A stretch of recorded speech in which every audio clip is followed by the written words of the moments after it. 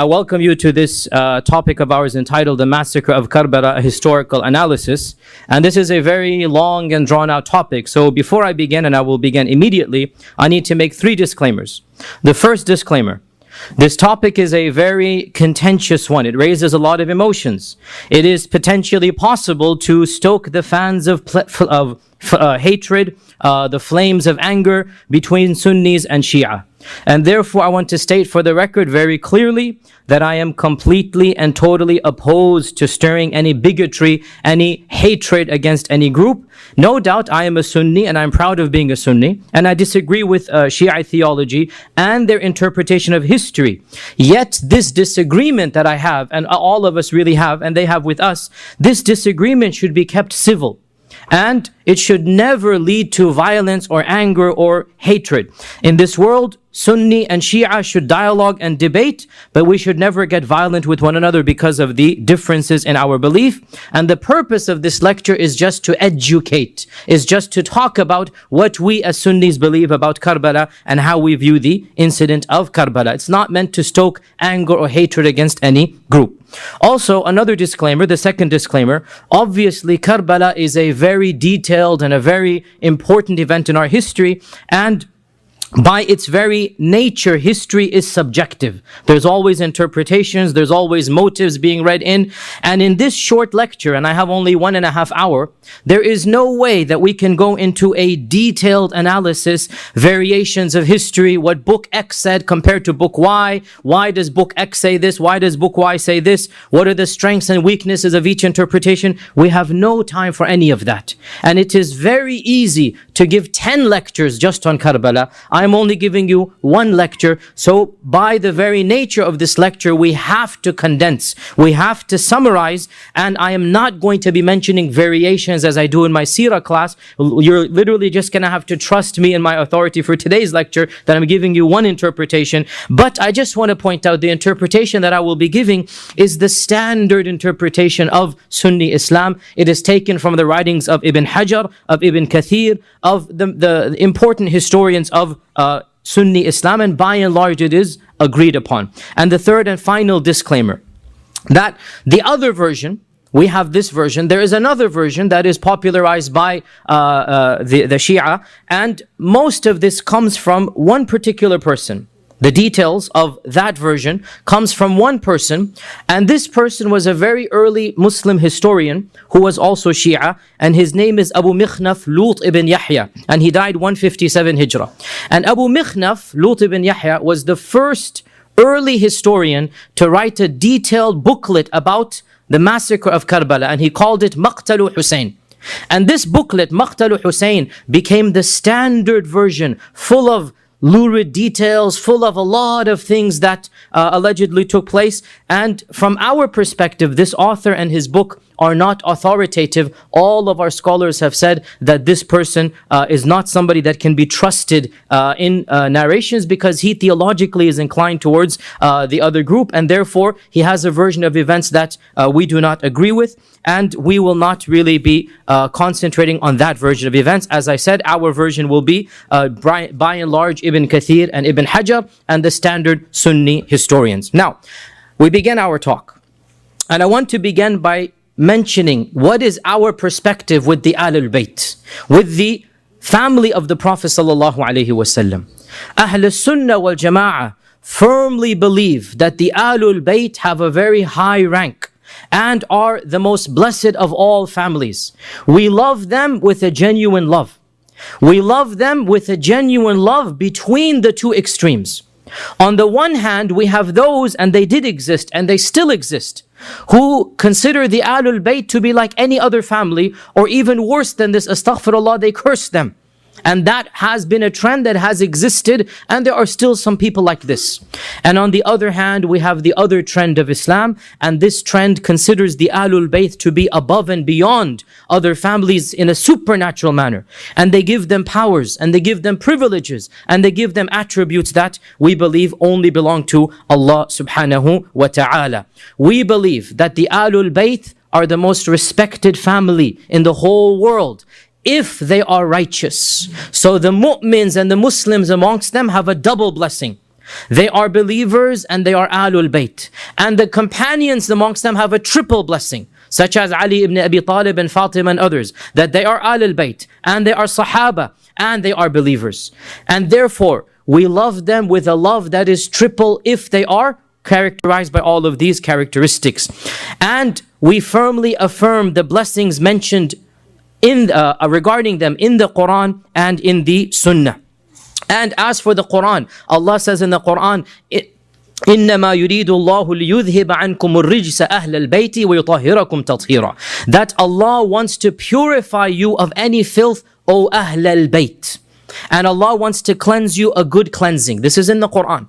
And in the Hadith, we firmly believe that the Prophet ﷺ called Fatima and Ali and Hassan and Hussein, and this is called the Hadith of the cloak, Hadithul Kisa. And this is in our sources and we believe in it. That he called Ali and Fatima and Hassan and Hussein and he put them under a cloak. And he said, "O Allah, these are my Ahl Bayti, these are my family." So we affirm this and we say that they are the most blessed family. And we firmly believe and we implement what our Prophet ﷺ said, as narrated in Sahih Muslim, that he said to the Sahaba and those after them, أُذَكِّرُكُمُ اللَّهَ فِي أَهْلِ بَيْتِي, that I remind you by Allah and by the rights of Allah for the rights of my family. أُذَكِّرُكُمُ اللَّهَ فِي أَهْلِ بَيْتِي. أُذَكِّرُكُمُ اللَّهَ فِي أَهْلِ بَيْتِي. He repeated this 3 times. So we love them with a love that is above and beyond any other family love. Abu Bakr as-Siddiq radiyallahu ta'ala anhu, he said to Ali ibn Abi Talib, "I swear by Allah, I would rather be kind and generous to the Ahlul Bayt than to my own family." Abu Bakr as-Siddiq said, "I would rather be kind and generous to the Ahlul Bayt," and he's speaking to Ali, "than to my own family." And Umar ibn al-Khattab radiyallahu ta'ala an, when he wrote down the dawaween, and the dawaween was a schedule of who will get how much money. It was a schedule of stipends.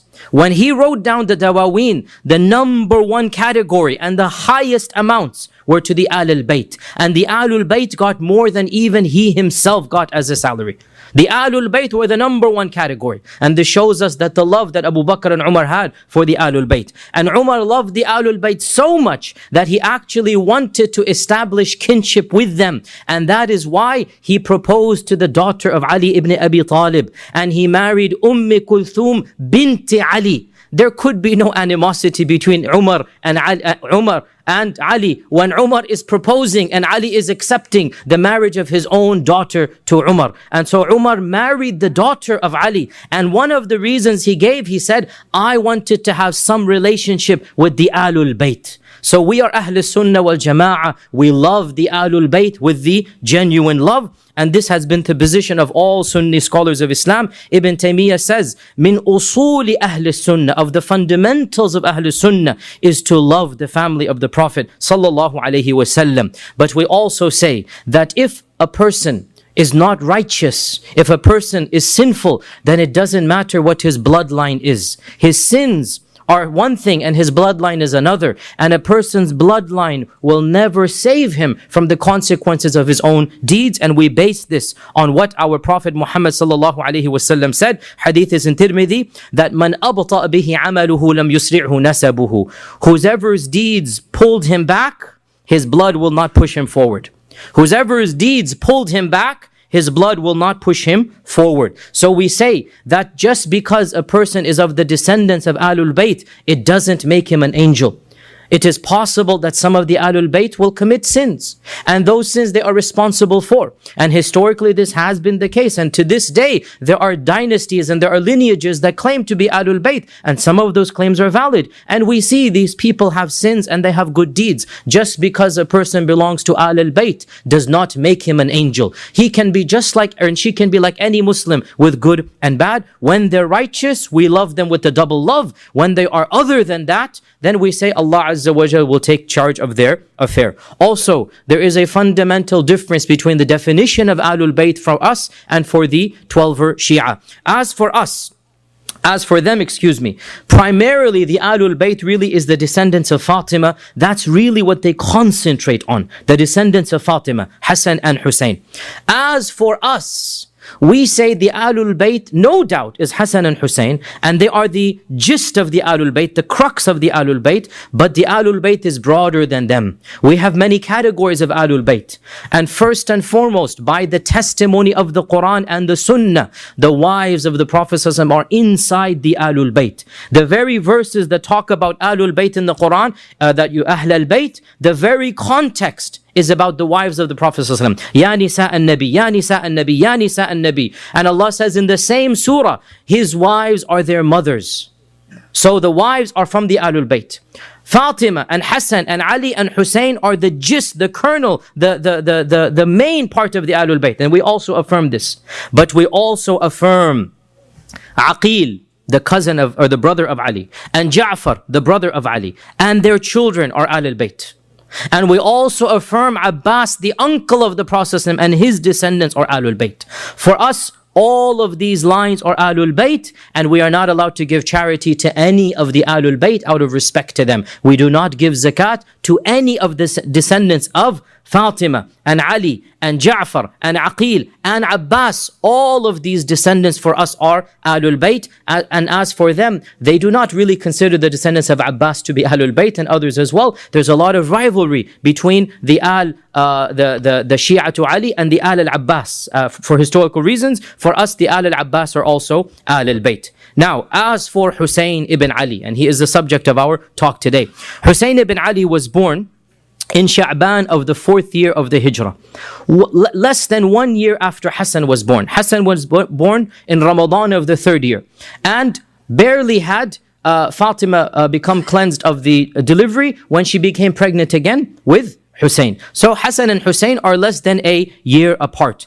And there are many ahadith that our Prophet ﷺ praised Hassan and Hussein. And with regards to Hassan and Hussein, the Prophet ﷺ said, Hassan and Hussein are the leaders of the young men of paradise. Sayyida shababi ahlil jannah. And once he hugged the both of them, and he said, Huma rayhanatayya min ad-dunya. Hassan and Hussein are my two sweet flowers, fragrances of this world. Rayhanatayya, they bring me comfort, they're sweet, they're blessed. These are my two blessings in this world. And we affirm for them all that the Prophet ﷺ affirmed for them. Hussein was born in Medina, and he lived in Medina until Ali became Khalifa. And when Ali became Khalifa, he moved to Kufa. So Hussein moved to Kufa with him. And Hussein witnessed the two battles of Jamal and Siffin, along with his old brother Hassan. And then Ali was assassinated, as you know, by the Khawarij. When Ali was assassinated, Hassan was given the oath of allegiance by the people of Kufa. And Muawiyah was given the oath of allegiance by the people of Syria. For the first time in the Muslim world, there were two Khalifas. Hassan on the one side and Ali and Muawiyah on the other. And Muawiyah and Hassan were about to go to war again, but Hassan resigned. Hassan, after 6 months, he resigned. And he did not want any further bloodshed. And so the Ahlul Bayt returned to Medina after Hassan's resignation, and Hussein moved to Medina, and he lived there until the death of Muawiyah in 60 AH, in 60 after the Hijrah, and Yazid coming to power, after which Hussein left Medina. So Medina, Kufa, Medina, and then he left Medina. And we'll talk about his leaving once we get to Yazid and how he came to power. There is no doubt that Hussein was greatly respected in his lifetime by all of the companions. Abdullah ibn Amr ibn al-As was once sitting in the shadow of the Kaaba, and he saw Hussein coming.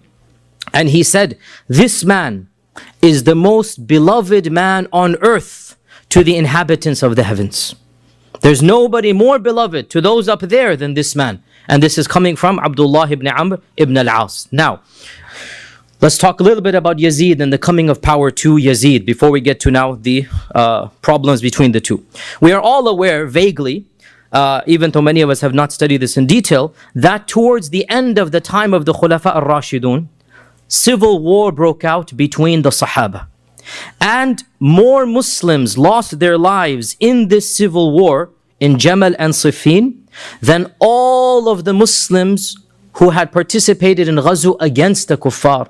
More Muslims lost their lives in these two wars than all of the Muslims before this time fighting against the Sassanids and the Farisiyun and the Rum. All of those Muslims were less than the Muslims who died in Jamal and Siffin. It was a very traumatic civil war, and the quantity of Muslims that died was just horrendous. Now, as we said, when Hassan came to power in 41 Hijrah and Muawiyah came to power the same year, the two of them almost went to a third civil war, a third battle. There was Jamal, there was Siffin, there was going to be a third battle, bigger and more horrendous than the previous two. When, after much contemplation, Hassan said, no more blood is going to be spilled. Khalas, you wanted that bad, Muawiyah, take it. I will give up. And we as Ahlul Sunnah believe that Hassan was more entitled to be the Khalifa than Muawiyah. And Hassan was more righteous than Muawiyah. But Hassan was also, because of his righteousness, he did not want to spill any blood. And so he voluntarily gave up, and the Kufiyun, the people of Iraq, had a difficult time accepting his own surrender because he's their leader. But he managed to quell them down, he managed to calm them down, and with a great deal of difficulty, the people of Iraq grudgingly decided to khalas, throw their towel in with the rest of the ummah, and Hassan retired peacefully to where?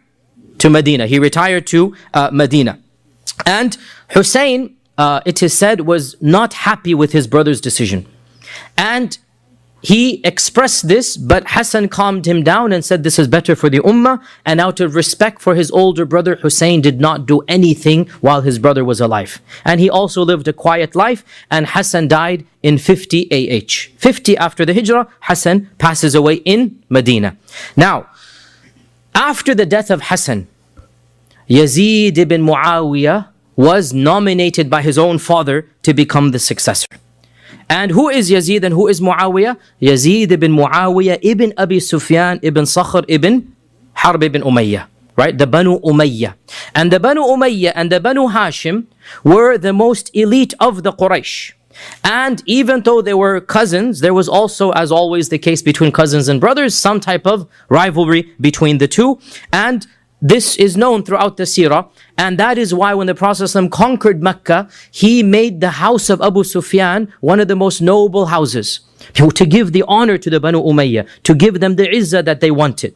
And Abu Sufyan is, of course, Yazid's grandfather, right? Abu Sufyan is the leader. The Badr took place because of Abu Sufyan's caravan. Uhud, he was the leader, Abu Sufyan, right? So Abu Sufyan's grandson is Yazid. Abu Sufyan's son is Muawiyah. Muawiyah's son is Yazid. Yazid, by unanimous consensus of all the scholars of Islam, is not a Sahabi. He's not a companion. He was born in the year 26 Hijrah.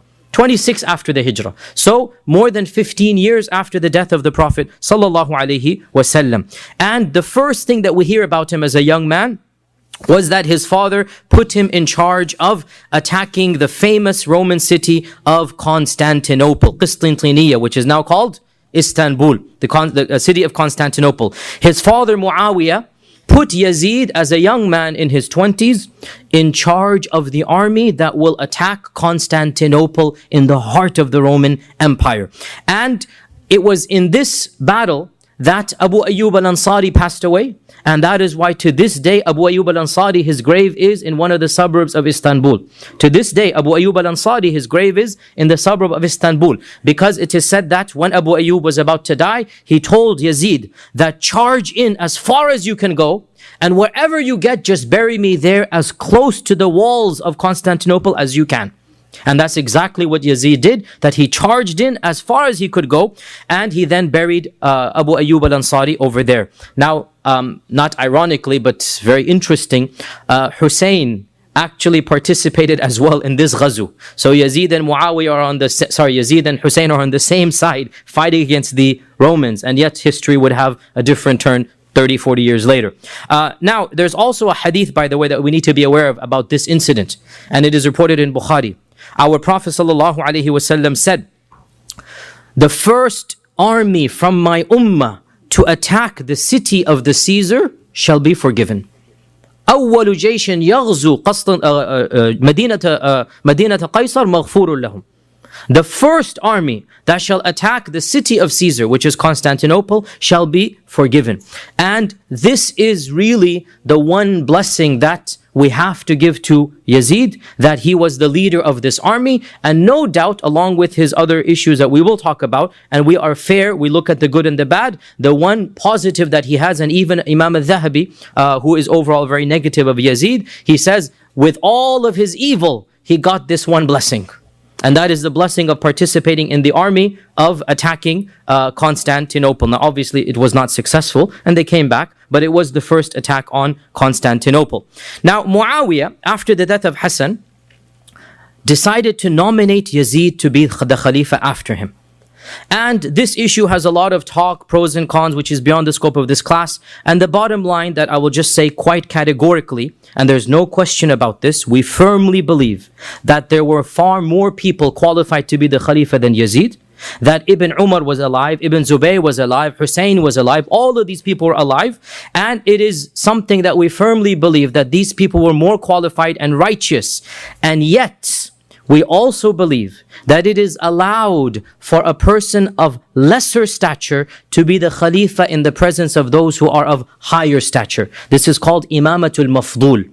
A person who's of lesser stature is allowed to be the Khalifa. It's not the best, it's not ideal, it's allowed over those who are better than him. And we do not have to agree with Muawiyah's decision. This is a very fundamental point of Sunni theology. We respect the Sahaba in their Islam, but we do not have to agree with every political decision they made. We have to be very clear about this, right? We have every right to say, look, that wasn't the best decision, or that was the best decision. But what we cannot do is to cast aspersions on the niyyah and the character of Muawiyah radiallahu ta'ala. He is a Sahabi. End of story. He did what he did out of some concern for the ummah. Whether he is right and wrong, we have the right to discuss. But we cannot doubt his niyyah that deep down inside, he wanted some benefit for the ummah. And of what the benefits he wanted, which are pretty obvious, he has witnessed the worst civil wars that were caused because of politics. He wants to close this chapter. And so he says, Khalas, let there be no more fighting. My son shall be the Khalifa after me. And he reasoned to himself, if Hassan can become the Khalifa after Ali, and Hassan and Ali are father, son and father, well then, why can't I? And that's his reasoning, but we don't have to agree with it, but we must give him the benefit of the doubt. This is what our religion requires of us. That the Sahaba, by and large, we must consider them to be people who loved Islam and loved the Prophet and are not traitors, but we do not have to agree with their political decisions. The goal was unity, the goal was avoiding bloodshed, and Muawiyah felt, if I nominate my son, nobody can then go to civil war. And so in the lifetime of Yazid, while he's alive, Muawiyah is alive, Yazid's alive, Muawiyah announces, every one of you must agree that after I die, my son Yazid shall become the Khalifa after me. By and large, the bulk of the Muslim world agreed, but Mecca and Medina, the provinces of Mecca and Medina refused. And Muawiyah let it linger. He didn't really force it too much on them. He just said, inshallah, he probably felt that when I die, they will have to follow along. And in Mecca, there was Abdullah ibn Zubayr, the son of Zubayr ibn al-Awwam. And in Medina, there was the Ahlul Bayt, Hussein and the other Ahlul Bayt. And they both felt that they are more qualified to be the Khalifa than Yazid. But in the lifetime of Muawiyah, they didn't do anything political. They just let it be. Muawiyah died in Rajab of 60 AH. So we're going in chronological order here. Rajab of 60, he died. And there were three people that the ummah was looking at to see what are they going to do. There were three people who had enough clout, enough respect, enough political capability that if they caused a hue and cry, the Umayyads are in trouble. Who are these three people? Number one on the list, and most of us ignore him because he was apolitical. Abdullah ibn Umar, the son of Umar ibn al-Khattab. Abdullah ibn Umar was the senior most Sahabi that was alive at this time. He is the senior most, the most respected Sahabi. Remember, Hussein, his respect primarily is lineage. But he was barely 6-7 years old when the Prophet passed away. Remember, right? His respect is his blood, his lineage, and that is a high respect. But Ibn Umar participated in ghazawat. Ibn Umar participated in Uhud and all the battles afterwards. Ibn Umar is a faqih, is a scholar, and we're not comparing, no doubt, but each has his, the points. And Ibn Umar was senior to Hussein in terms of experience, age, and basically participating in ghazawat, right? And of course, Hussein is senior in terms of blood. Nobody can deny that. So Ibn Umar was the main person that the Ummah was looking at, and Ibn Umar decided to be apolitical. And that is why Ibn Taymiyyah, for example, praises Ibn Umar as having the most wisdom, that not having any bloodshed. That Ibn Umar said, let me not get involved, let the Ummah has suffered enough. And he gave his bay'ah to Yazid, but he never took part in politics. And he said to his children that, look, if there's good in Yazid, then alhamdulillah good. If there's bad, then we will be patient at his evil and we'll let Allah judge him. He was not pro-Yazid, but he didn't make a stand anti-Yazid. He just lived his life with ibadah and ilm and tahajjud, and he didn't get involved in politics. The second person was Abdullah ibn Zubayr. And again, Abdullah ibn Zubayr is senior to Hussein in age. Only in age, obviously, otherwise, he's senior to Hussein in age. And he also has done much. And his father's a Sahabi, his mother's a Sahabi, his grandfather, his whole family is a family of prestige, Abdullah ibn Zubayr. And he was also a political person from a young age. And Abdullah ibn Zubayr decided to revolt. And he revolted in Mecca. And the third person on this list, which is the one that we're going to discuss, is Hussein ibn Ali ibn Abi Talib. So, let's talk about Hussein now. What happened? Muawiyah dies. And the governor of Medina knows the tension between Hussein and the Umayyads. So, the governor of Medina calls Yazid to his residence, his house. And, sorry, not Yazid, Hussein. The governor of Medina calls Hussein to his house. And he asks him to give the oath of allegiance in public tomorrow in the masjid. Let's quell any problems, give me the oath of allegiance. And he kept on insisting. But Hussein refused. And Hussein, when he saw the pressure coming, he said, okay, give me some time, let me think, let me see what I can do. And the governor was a soft man. We know who he is and everything. He's a soft-spoken man. He was not a very harsh person. And so he let it go. Hussein immediately left to his house and informed his family to pack, and they were leaving in 2 hours. Literally. Like, they're just going to leave the whole city. And the same night, Hussein, along with the immediate family, left for Mecca in the middle of the night. Hussein left for Mecca in the middle of the night, and he made his way to Mecca. Why did he go to Mecca? Because Mecca was relatively less under the control of the Umayyads. There was still a little bit more tension. The sympathizers of Abdullah ibn Zubayr as well were over there. And therefore, he wanted to go to Mecca in order to flee the stronghold of Medina. So within the same night, he fled to Mecca. News became public that Hussein had fled. And he had not given the oath of allegiance to Yazid, the governor, which is Yazid, meaning, the governor on behalf of Yazid. And when this spread to Iraq, the people of Iraq, and in particular the people of Kufa, they rejoiced because they were waiting for rebellion. The people of Kufa were never happy with the Umayyads. And when they heard this, it was now Ramadan of 60 Hijrah. So now it's Ramadan. So the message comes to them that Hussein has refused the allegiance. Their hopes soar. And they start sending letters and delegations to Hussein in Mecca, telling him that the time is now ripe. We will be behind you. Come and we will fight against the forces of the Umayyads. And it is said in our books that more than 60 messages came to him from the people of Kufa. On a daily basis, people kept on sending. Every tribe, the tribe of Kinda and the tribe of all of the major tribes of the region of Kufa, they sent their representatives and they're telling him that come over, we need you to lead us against the rebellion against the Umayyads. And they sent many promises and threats as well. The threats being that, look, we're not even going to pray Jumu'ah until you come. What is the issue of praying Jumu'ah? Praying Jumu'ah was also a political act in that the Khalifa or the governor led Jumu'ah prayer.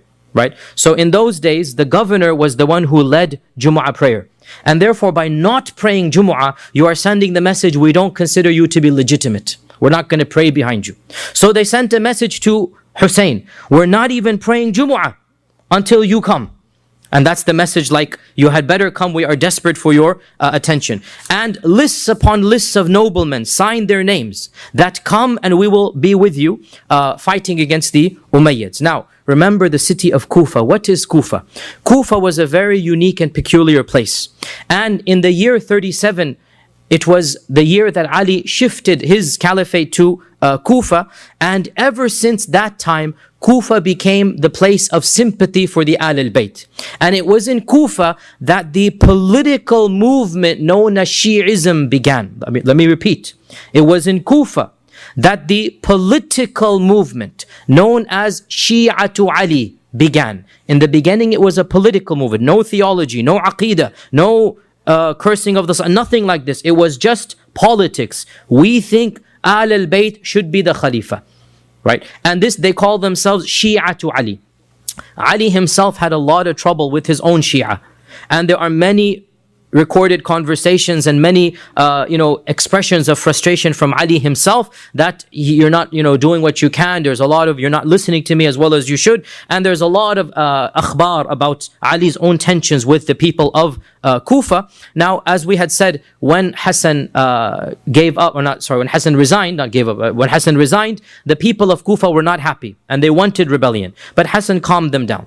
And they were still wanting a rebellion. Hassan passes away, Hussein now takes charge. So they say to Hussein, your brother didn't do it, you come and do it. Come and we will fight you. So a fight with you, behind you, against the Umayyads. Now, Hussein, after getting all of these rasail, all of these letters, he decided to send his cousin to check out, is it really worth it for me to go? Are we sure that we're able to go? And he sent his cousin, Muslim ibn Aqil ibn Abi Talib. So Aqil is his older brother, is his uncle, older uncle. And Aqil is, of course, the brother of Ja'far and Ali, right? Ja'far, Ali, Aqil. Aqil is his brother, the brother of Ja'far and Ali. So the son of Aqil, his name is Muslim. So Muslim ibn Aqil is the first cousin of Hussein. Clear? So he sends one of the Ahlul Bayt, he is an Ahlul Bayt, and he says to him, check out, is Kufa ready or not? Are they really serious about this or not? So Muslim ibn Aqil left with a small group, one or two people, that's it, just to find, it's like not a spy, but basically it's a scouts is what I'm telling you, scouting mission, right? Find out, is it worthwhile or not? And so Muslim arrives in Kufa in the month of Dhul Qa'dah, 60 AH. Look at how time is coming up now. We know Muharram 61 is all going to come to an end. Look now, we're already in Dhul Qa'dah, right? 2 months away from the massacre. We can see what's building up here. So he arrives in Kufa in the month of Dhul Qa'dah. And the people rejoice like they have never rejoiced before.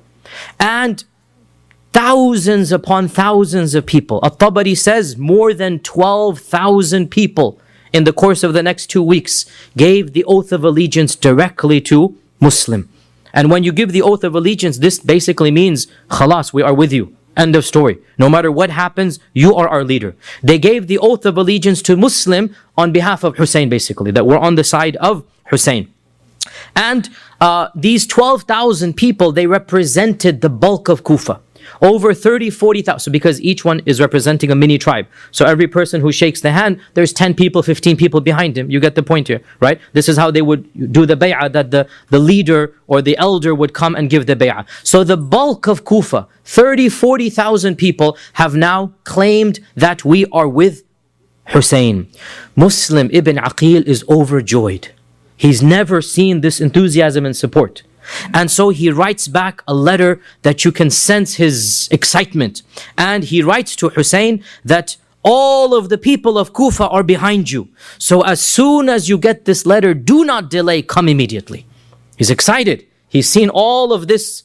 The people are just buzzing with excitement. So he says, okay, we are going, as soon as you get this letter, come forth, do not delay, and make your way to Kufa. Now, we're going to talk about the letter in a while. Let's finish up the story of Muslim. What happens to Muslim? Okay. So he sends this letter sometime in Dhul Qa'dah, the end of Dhul Qa'dah of 60 AH. Now, rumors of all of this, you cannot hide this from the people. Eventually, it reaches Yazid in Damascus. Remember, Yazid is in Damascus, Hussein is in Medina, and his supporters are in Medina and Mecca. Hussein is in Mecca right now, sorry. And his supporters are in Kufa, right? So remember the basic geography here. Now, rumors of this beginnings of an uprising eventually reach the ears of Yazid. And so, Yazid, the first thing that he does, he sends in the most vicious politician he knows. Get rid of the mediocre or the average guys. I want the shrewdest, the most vicious, the one who's going to solve it. And that was a person who's infamous in early Islam, and his name is Ubaydullah ibn Ziyad ibn Abihi. He's known as Ibn Ziyad. He's known as Ibn Ziyad. And Ibn Ziyad was really a Machiavellian politician. He got the job done regardless of the costs. He was loyal to the Umayyads completely at this time. And his only goal in life really was to rise in the ranks. He just wanted to do whatever was the job and basically rise in the ranks of the era of politics. And nobody really has any respect for Ibn Ziyad amongst the historians in terms of his morals, in terms of his political abilities. No doubt he was shrewd. That's why he was put in. So the first thing Yazid does, he gets rid of the governor of Kufa, who was actually, again, a gentle, nice person by and large, gets rid of him, says, you get out of here. And he sends Ibn Ziyad with an entourage, a grand total of 17 people. That's it. Ibn Ziyad doesn't need an army right now. He needs brains. He sends Ibn Ziyad with a grand total of 17 people. So Ibn Ziyad was well known, as we said, to be vicious. He was also rash and hot-tempered, and he was also very young. He's going to become the governor of Kufa. And do you know how old he was? 28 years old. And young men, generally speaking, are very rash. Young men don't act wisely, right? Young men are quick in their temper and their anger. And at this young age, Yazid is putting him in charge of the situation. And there is no doubt this was one of the most dangerous decisions that really led immediately to Karbala. And that is putting this young, tempestuous, basically overzealous person in charge of the whole situation. So Ibn Ziyad enters Kufa in the month of Dhul Qa'dah 60 AH. And he tells the governor, basically, here's the letter of your resignation. You get out. I'm in charge now, right? I'm going to deal with this. And it is said he entered Kufa after Fajr prayer, and he entered Kufa with the turban around his face, as they would typically do. And when he entered in the middle of the, basically not middle of the night, but early morning, and he had an entourage, the people thought he might be Hussein. So the people began chanting and praising, Assalamu alayka ya ibn Rasulillah, marhaban. Welcome, O son of the Messenger of Allah. We welcome you, and you have come to the noble place, and. So Ibn Ziyad understood that these rumors are true, that there is a plot, that things are happening here. They're waiting for Hussein to come, until finally one of the entourage, and he's quiet, you can see his shrewdness, he's trying. One of his entourage gets angry and says, shut up, be quiet, this isn't Hussein, this is your governor Abdurrahman ibn Ziyad.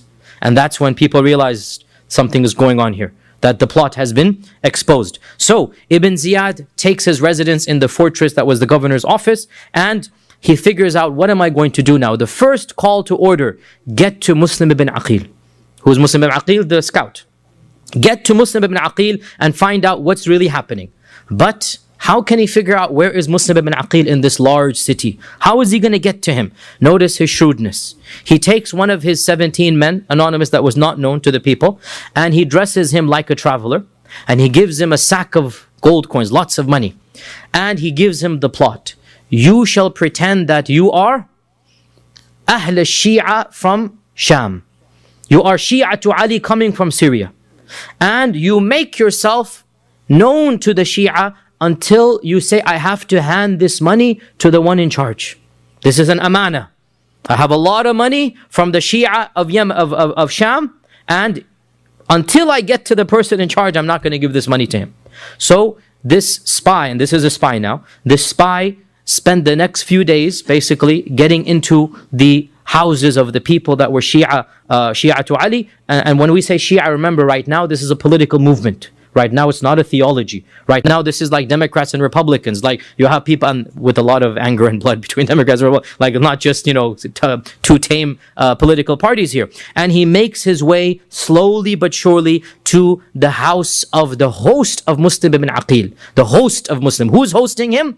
Lo and behold, one of the noblemen of Kufa who pretended to be on the Umayyad side was secretly a Shi'i.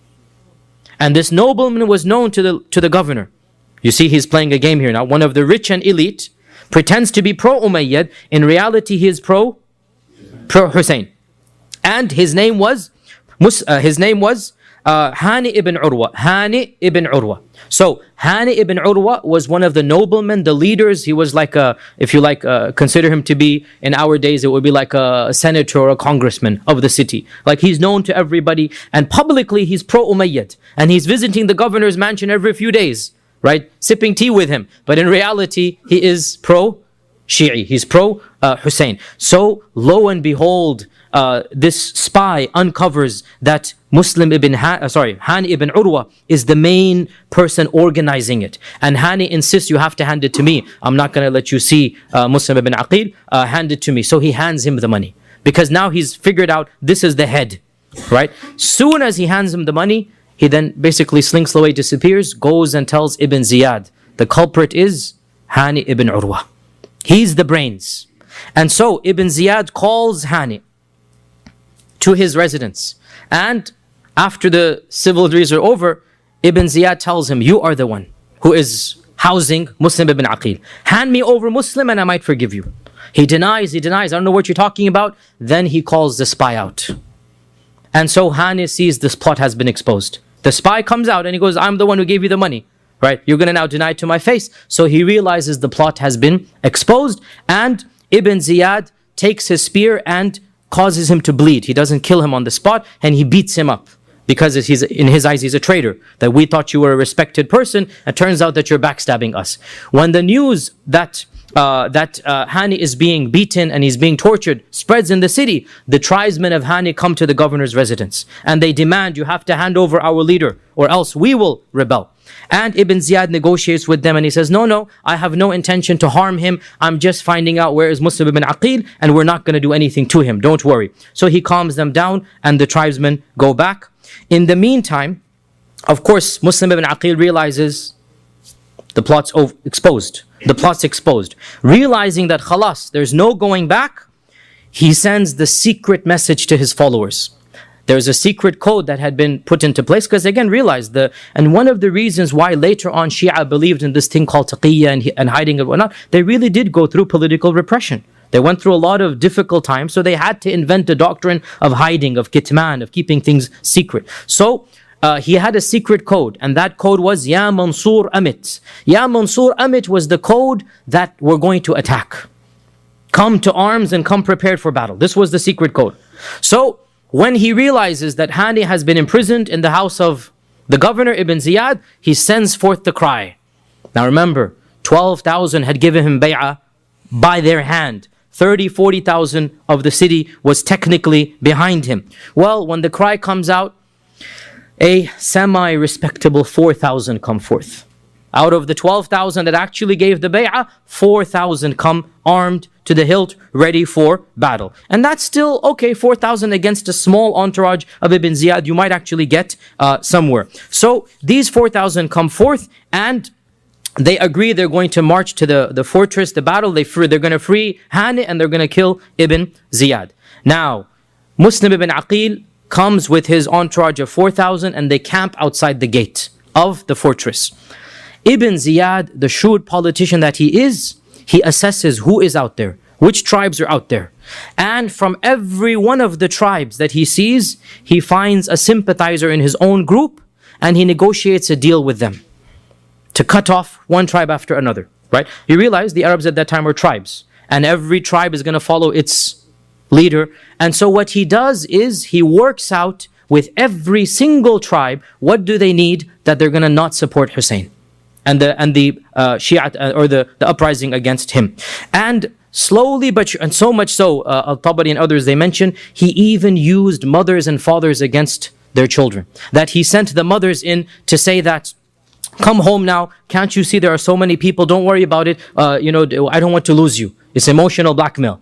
And the fathers also said to their sons that, what are you going to do when the Syrians arrive with their troops? Are you going to die in battle? For what cause? Come home now.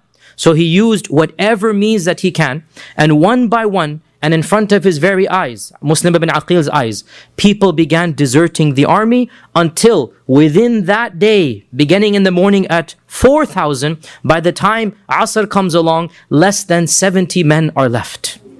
From 4,000, and again, remember, they are leaving in droves because Muslim ibn Ziyad is negotiating with every tribe. And he's sending them bribes and he's doing whatever he can. You stop and I'll give you this. You remove your men and I'll give you that. And with a little bit of bribes, they all dispersed. And by the time Muslim ibn Aqil prays Maghrib, barely 30 people prayed Salah behind him. And when he turned around and darkness has fallen, from 30 it is now 10. And he is obviously fuming and angry, and he is remonstrating with them. How could you have done this and that? Now what are we going to do? 10 people outside the gate, right? And he decides to basically regroup and spend the night in the quarters of the Kinda. The Kinda was one of the main supporters of Shi'atu Ali, the tribe of Kinda. And in those days, the city was divided into different tribes, like each tribe lived in its own area. So he left the fortress and he walked his way back to Kinda with these 10 people. And subhanAllah, under the cover of night, and as he's walking in the alleyways, every one of these 10 slinks away until he literally finds himself alone, discarded, without even a shelter over his head, without even money or food or drink. Like literally to the last man, they abandoned the cousin of Hussein, and that is Muslim ibn Aqil, the grandson of Abu Talib. Muslim ibn Aqil ibn Abi Talib, this is the grandson of Abu Talib. They abandoned him down to a last man. How long did it take them? 12 hours. What would it require? Just money and bribes. That's all was required. And they all disappeared. And Muslim ibn Aqil is literally left penniless in a city that had promised 40,000 men. He doesn't even have food and water. And after a while, in the middle of the night, tired, hungry, thirsty, he is forced to go to an anonymous door, put his tawakkul in Allah, he knocks on the door. And an old lady of Kinda opens up and he says, I am a beggar wanting some food and water. Subhanallah, this is the cousin of Hussein. I need some food and water. He's hungry. What is he going to do? And so the lady gives him whatever, some water and whatnot, and then he remains standing. She says, shoo, get away. I gave you what you wanted. But clearly something, you can tell this isn't just a beggar. And he decides to risk it. And he tells her, and it's an old lady, he tells her, I am Muslim ibn Aqil. Can you help me? Begging from an old lady because there's nothing else he can do. The lady has pity on him and she says, come, I will protect you. So he goes into her house, and the next morning her son comes from work to visit his mother, and there's a man in the house, so she has to explain. And she says, my son, please, I beg you, do not expose this man. He is Muslim ibn Aqil. But the son is greedy for money as well. And the son, within a day or two, he makes an excuse. He has to go to the masjid because he doesn't want to tell his mother that he's going. So he pretends to go to the masjid. He actually does go to the masjid. In the masjid, he sees the lieutenant of Ibn Ziyad, and he tells the lieutenant that I have Muslim ibn Aqil in my house, send the troops. And so the next thing Ibn Aqil knows, his whole house is surrounded by troops. He tries to fight whatever he can, but obviously one man against a convoy, and also they threaten to burn the house down, and he doesn't want to cause harm to the old lady. And so he exits and he surrenders, and one of the people who is famous, but again these names have to just be glossed on, his name is Abdul Rahman ibn Muhammad ibn al-Ash'ath, a very famous Ibn al-Ash'ath, well known to the historians. He was the leader of this entourage to arrest him. He promises him, I won't harm you, even though he was to break the promise. And so he surrenders. Ibn Aqil surrenders, and on his way to the governor's house, Ibn al-Ash'ath, he has a lot of pros and cons, and he has, again, historians have a lot to talk about him, but he did have some soft spot in the end of the day, and Ibn Aqil made Ibn al-Ash'ath promise one thing, just one thing, whatever you do with me, just one thing, get the message to Hussein that Ibn Aqil has sent you, that he has been taken prisoner, and for all he knows he might be killed, and the message is, get back to Mecca. Go away. The people of Kufa will betray you. Leave, leave, leave, flee for your lives. This is the message, right? And Ibn al-Ash'ath promised, okay, whatever happens, I will get this message to him, right? Don't worry then. That you have from me. And in fact, as we will see, he did do that. So Ibn Aqil says to Ibn al-Ash'ath, go tell Hussein, he's on his way. I sent him a letter. He must be on his way now. Go tell him that the Kufans have lied, they've betrayed me, and flee back to Mecca and Medina. Do not step foot in Kufa. So later on in that day, after he goes to the governor, and the governor also beats him up and is harsh and rude to him, and that day was the day of Arafah, the 9th of Dhul Hijjah in the 60th year of the Hijrah. So we have 1 month left before the massacre. On the 9th of Dhul Hijjah, on the holiest day of the year, Muslim ibn Aqil, the grandson of Abu Talib, the son of the cousin of the Prophet ﷺ, the first cousin of Hussein, he is taken to the highest ramparts on the fortress, and in front of the whole city, he is thrown to his death, to be killed in a humiliating manner. And the last words that he said before istighfar and tahleel and shahada, the last word that he said, "O Allah, you be the judge between us and our own Shia, our own people. They deceived us and they deserted us." He said that's the last thing he said before the kalima and before the shahada. You be the judge of Allah. They promised, and now here I am, not a single man to defend me. And of course, Hussein is on his way, and he has just now, Muslim ibn Aqil has been killed. Hussein has no way of knowing this now, right? The only letter he got was, now remember, this is obviously before the age of telephones, internet, media. It will take at least 2.5 weeks from Kufa to Mecca, at least 2.5 weeks to get a message there, right? And therefore, Hussein gets the message, come immediately. Khalas, he packed his bags, as we'll talk about, he left, right? He has no idea what's happening in Kufa. The people have been betrayed. His cousin has been killed. The host that hosted him as well was not just killed, but crucified in the city center. And a number of other key players were killed and their bodies put in the city center for everybody to see. And the message is being given that this is what's going to happen if you turn against the Umayyad dynasty. Now remember, Ibn Ziyad had entered Kufa with only 17 men. And the infrastructure basically agreed to follow Ibn Ziyad. He didn't have the police entering. He didn't have the army right now. He didn't have any group. This was an instantaneous message that Yazid sends Ibn Ziyad with a small entourage. It was just the fear of what might happen if they disobey Ibn Ziyad that caused, and of course bribery, that caused all of the Kufans to basically disappear when they were most needed. And this was but a sign of what is about to happen. The killing of Ibn Aqil and the betrayal of Ibn Aqil was just one sign of what's going to happen. Now, all of this took place in Kufa. Let's now go to Medina. What's happening in Medina? Ibn Aqil was killed either 9th or 10th of Dhul Hijjah. And Muslim Ibn Aqil, of course, had sent the letter to Hussein. Hussein has already gotten the letter weeks ago, right before his death, before the death of Muslim ibn Aqil. And he makes his preparation to leave, and he announces that I am going. Now Mecca is a bit safer.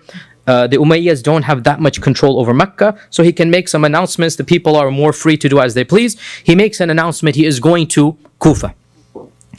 In Mecca, every single one of the senior Sahaba that was alive advised him against it. And we have so many narrations, even in books of hadith, not just books of history. In books of hadith, we have narrations that Abdullah ibn Abbas especially, and Abdullah ibn Abbas is also Ahlul Bayt, right? Abbas is the uncle of the Prophet. Abdullah ibn Abbas is the cousin of Ali, his father's cousin. Abdullah ibn Abbas is way senior to Hussein in terms of age and wisdom and participation in the Ghazawat. Abdullah ibn Umar, Jabir ibn Abdullah comes to Mecca and warns him. Abu Sa'id al-Khudri, every one of the Sahaba that was in the Hijaz, and they heard that he's preparing to basically, because this is a preparation that is going to be war. You're going to Kufa, you're going to have the people of Kufa behind you, and the Umayyads on the other side. This is going to be war. All of the Sahaba were opposed to this. They've been through enough. And they feel that Hussein is being a little bit rash. That he was young when Siffin and Jamal took place. He's not old enough to realize the dangers or whatnot. Hussein, calm down. Hussein, this is not the way to go forward. You're going to cause destruction. You're not going to bring about any good. But Hussein was insistent, and he showed them the letters of the people of Iraq. And he said, look at all of these letters. And he had two bags full. Now, what are bags? These are the massive bags you put on the camels. These are like huge, leather cases that the camel has one bag on one side, the other bag on the other. He said, look, all of these letters have come from Kufa. Surely I have support. And Jabir said to him, do you not know how they betrayed your own father? Don't you remember the problems your own father had with the people of Kufa? But he said, no, they wouldn't do this now. This is now, clearly they're going to support me. So he left with his family on the 8th of Dhul Hijjah, one day before Muslim ibn Aqil is thrown from the top, right? On the 8th of Dhul Hijjah, he leaves Mecca. And he takes with him his younger brothers. Now, Ali had married after Fatima, and Ali had children that were younger than Hussein. The most famous of these was Muhammad ibn al-Hanafiyyah. Muhammad ibn al-Hanafiyyah is a brother of Hassan and Hussein, but not through Fatima, right? That's why he's called Ibn al-Hanafiyyah. His mother was from the tribe of the Banu Hanifa. And there were other brothers as well that were even younger than Muhammad. And Muhammad is the most famous of them and the oldest of them after Hussein. And he also takes with him his nephews from the other brothers, his nephews from Hassan's children. He takes some of Hassan's children. And he takes as well some of Ibn Aqil's children. These are all young men now. Right? Muslim ibn Aqil has just died. They don't know this. He takes Ibn Aqil's children. And he takes Abdullah ibn Ja'far's children. Ja'far, remember Ja'far? The cousin who died. When did he die? We just did it in the seerah. When did he die? Oh, we didn't do it in the seerah. Sorry. Battle of Mu'tah. We're going to do that soon. That's why. The Battle of Mu'tah, he died. Right? Ja'far passed away. These are the sons of Ja'far and the grandsons of Ja'far. So the Ahlul Bayt come forth. The total entourage when they left Mecca was over 100 people. Over 100 people, including women and children. Now, the books of history, Ibn Sa'd al-Tabaqat, he mentions that Muhammad ibn al-Hanafiyyah, his younger brother, went with him walking outside the city, persuading or trying to persuade him to the very last minute that don't go. Don't go. This is not going to bode well for you. And he said, and it is also mentioned that Abdullah ibn Abbas, who was in Medina at the time, when he found out that Hussein is going to Kufa, he actually intercepted the caravan outside of Medina, basically, finding where it is. And he went from Medina and he intercepted the caravan. One of the senior most Sahaba. And he is also Ahlul Bayt. Abdullah ibn Abbas is also Ahlul Bayt. And the both of them, Muhammad ibn Hanafiyyah and Abdullah ibn Abbas, are very senior in the Ahlul Bayt, and they're convincing Hussein not to go. This is going to be bloodshed. And Hussein answers the both of them with a phrase that clearly shows what he has in mind and what his intention was, and that is, I would rather die elsewhere than to open up the door for the haram to become an area of bloodshed. Meaning what? If he remains in Mecca, they'll come to Mecca. And so out of respect for Mecca, I don't want a civil war to take place in Mecca. I would rather die anywhere in the world than open up the haram to become bloody, right? And so out of respect for Mecca, but he has his mind that he wants to try to get to the power, but he doesn't want to open it up in the haram. So he goes, even if I die, that's fine. I'm not going to die in Mecca and cause bloodshed in Mecca. And as we said, Ibn Abbas, even Ibn Umar, others of the Sahaba. In fact, Ibn Umar, who was, as we said, the senior most companion alive. Abdullah ibn Umar is the most respected Sahabi alive during this incident. Ibn Umar tracks him down on the way. And Ibn Umar says to him something very profound. And this is mentioned in our books of Hadith, Ibn Hibban and others. This isn't a Hadith book. It's not even in the books of Seerah. It's also there, but it's also in Hadith books. Ibn Umar says to him, the very final thing, when he's given up all hope, he says, okay, khalas, let me tell you a hadith I heard from the Prophet ﷺ, and I've never told anybody this hadith before. You're the first person I am telling. Now, this hadith is known to all of us, but when he said it, it wasn't known to him, right? Now we all know this hadith. What is this hadith? He said, when the Prophet ﷺ was on his deathbed, Jibreel came to visit him, and Jibreel gave him the choice. If you want this dunya, you shall have it. And if you want the akhirah, you shall have it too. We know this hadith that right at the end of the life of the Prophet, Jibreel allowed him, do you want to live longer and get the dunya, or do you want to meet Allah subhanahu wa ta'ala, right? We know this hadith, right? And of course, what did the Prophet choose? To meet Allah subhanahu wa ta'ala. He doesn't want this dunya. Then what did Ibn Umar derive from this? Ibn Umar said, and you are a part of the Prophet bid'ah. You are the grandson, right? So when the Prophet chose the akhirah, he chose for you, basically, right? And so you will not get any share of power, because the Prophet said, I don't want the dunya, I want the akhirah. And you, Ya Hussein, are a part of him. So when he chose the akhirah, you guys are not meant to be kings. That's what he's telling him, right? You are not meant to be kings. Now, he didn't say the word king, but he said, but you shall not share any matter of that, meaning of power, and Allah has only turned it away from you to give you something better instead.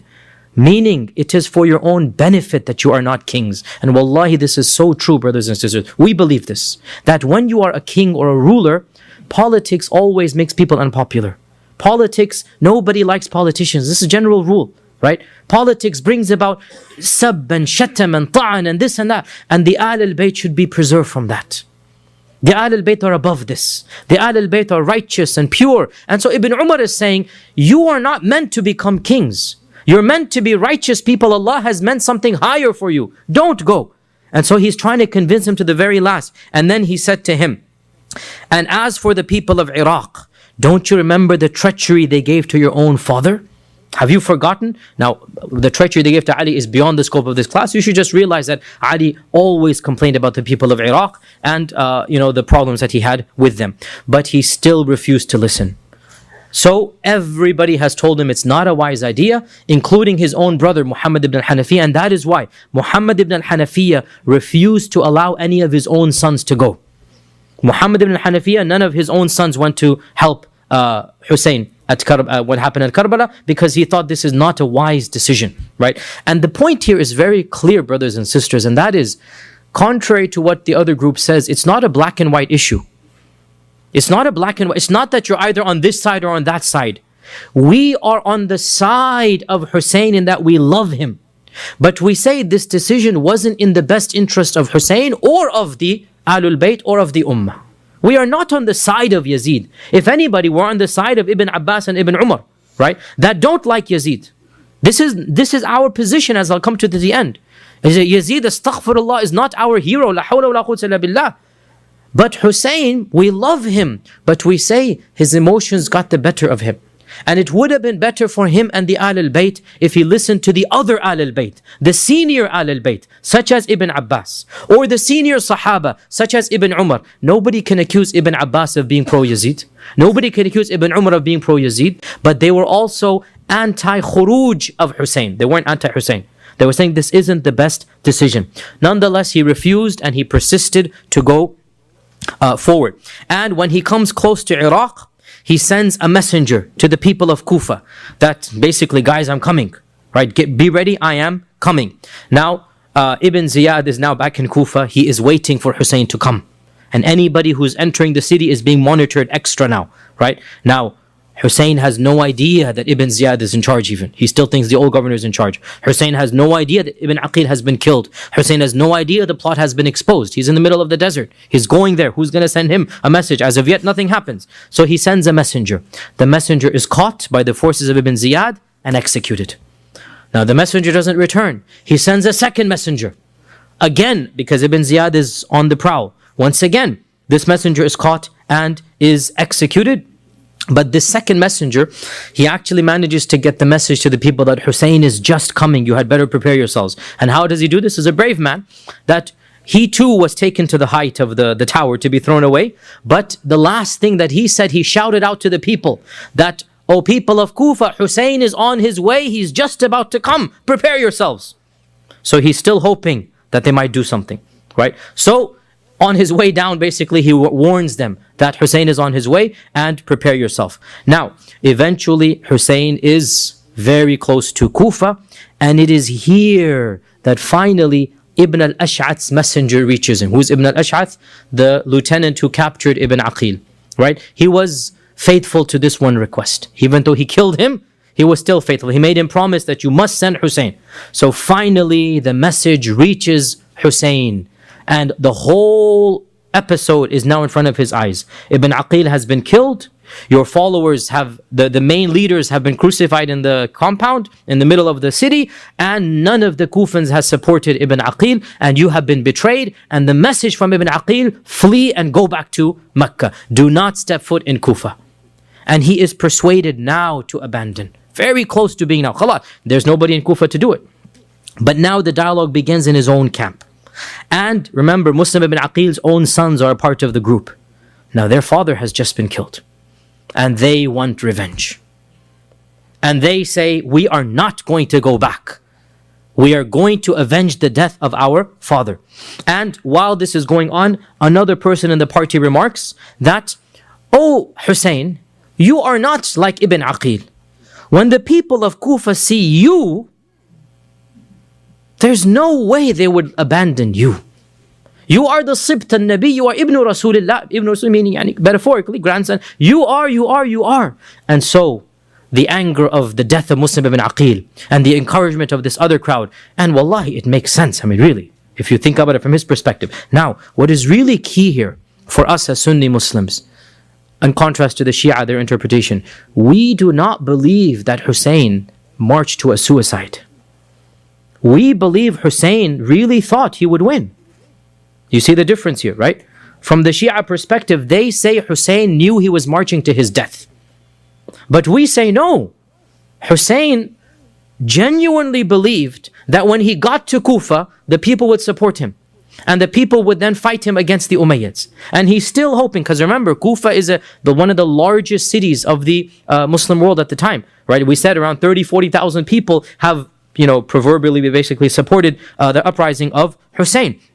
So, he decides to march forward, and that was of course the mistake he made. He decides to march forward and, Bismillah, let's see if we can get to Kufa. Now, meanwhile, when the people of Kufa hear that Hussein is coming, Ibn Ziyad requests backing and reinforcement.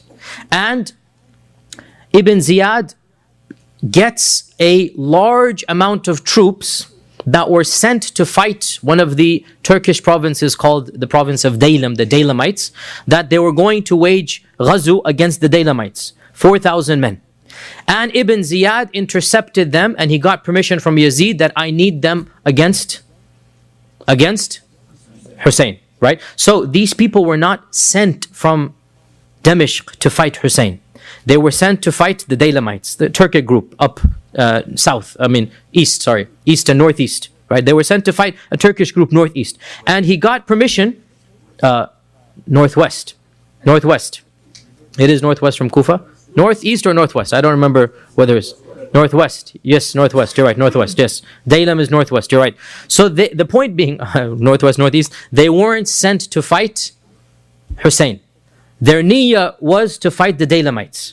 And he got permission to intercept this large group of troops and use them to basically threaten Hussein. So Hussein basically makes his way to Kufa, and it is in the plains of Karbala where these 4,000 men intercept Hussein, right? These 4,000 men intercept Hussein. Now, Karbala is literally, metaphorically, a stone's throw away from Kufa. It is very close to Kufa. These days you can drive between Karbala and Kufa, a short drive. It's not something that is a far away distance. So Hussein makes his way basically to a stone's throw outside of Kufa. And on the 3rd of Muharram, in the year 61 Hijrah, this is when the forces of Ibn Ziyad intercept the small entourage of Hussein. And we had said that there were 100 people, and along the way more and more people joined because they're excited. When the messenger of Ibn al-Ash'ath came and said to him, flee and run and go back, Hussein made an announcement that, look, whoever wants to leave can leave, because we have got the message that the situation is precarious. So guess what? Everybody left once again, except for the Ahlul Bayt, the blood relatives. Once again, everybody basically left, And so they moved down once again to probably around 70 or 80 people at this point in time. And the leader of the army that was sent to Daylam, the leader of the army was Umar ibn Sa'ad ibn Abi Waqqas. So Sa'ad ibn Abi Waqqas, the famous Sahabi, right? His son is Umar. Now Umar is not a Sahabi, so whatever he didn't do, it has nothing to do with the Sahaba. His father died a long time ago, and this has nothing to do with his father. His father and him are basically two separate people. This is Umar, the son of Sa'ad ibn Abi Waqqas. And Umar is the military commander, so we need to now keep the hierarchy here. The governor is Ibn Ziyad. The military commander, Umar ibn Sa'ad ibn Abi Waqqas, Umar ibn Sa'ad. And from the books of history, at least from our version of events, Umar ibn Sa'ad, he was reluctant to basically trap Hussein and continue doing what was ordered to be done, but he also didn't stand up and say no. And so this makes him really guilty in his own way, but he wasn't the one encouraging. He basically was, as they say, the loyal soldier, that he tried his best, but he, in the end, did what he was told, and what he was told to do was obviously very wrong to do. Nonetheless, Umar ibn Sa'ad intercepts the entourage of Hussein, and this takes place on what day? 3rd of Muharram, 61 AH, right? Now, contrary to the other reports of the Abu Mikhnaf and other reports that the siege lasted for 40 days and Ali was starving and thirst and whatnot, these are, exaggerations that really are very, they're very painful when you hear them, but there's no authenticity to them. The actual siege lasted 5 days. 6 days max, right? The actual siege was not drawn out for weeks and weeks. It's not even possible if you calculate it out. It's not even possible to have a siege that long, knowing that Ali left Medina, Hussein left Medina at this time. He would have reached Karbala at that time. It's not even possible for a siege to last for 40, 50 days at this point in time. The siege, it's not even a siege. It's basically they're stopped and they're surrounded. Call it a siege in its own way, but they're stopped and surrounded on the 3rd of Muharram. Umar ibn Sa'ad sends a messenger to Hussein. Why have you come? Why have you left Mecca? And Hussein says, I have come at the invitation of the people of Kufa. And here are their messages. And he has those 2 big bags of hundreds of messages. Here are their messages that I didn't come of my own accord. They don't want the Umayyads. They have asked me to be their leader, and I have come to be their leader. Honest. This is Hussein. He's not going to astaghfirullah, lie or be a coward. He told them the truth. They don't want you. They told me to be their leader, and I'm here to be their leader. And he said to Umar that, and he sees the situation is tense, he says that, look, if they no longer want me, if they have abandoned me as I have heard, then I will abandon them and I will go back as well. Let me go back now. Now that you surrounded me, I don't have an army to fight you. Let me go back. So Umar ibn Sa'ad sent a messenger to Ibn Ziyad. Now again, this message is going to take half a day, less than half a day. Go back to the city, come back here. And Ibn Ziyad sends the message back that tell Hussein, he must come to me in the palace and give me the oath of allegiance on behalf of Yazid. So Ibn Ziyad is arrogant beyond reason. Now, very clear point here. This took place probably on the 3rd of Muharram itself, maybe even the 4th of Muharram, right? It is impossible that a message would have come from Kufa to Damascus and Yazid, and then Yazid sends a message back about what to do. What we believe is that the main culprit of this entire episode is Ibn Ziyad.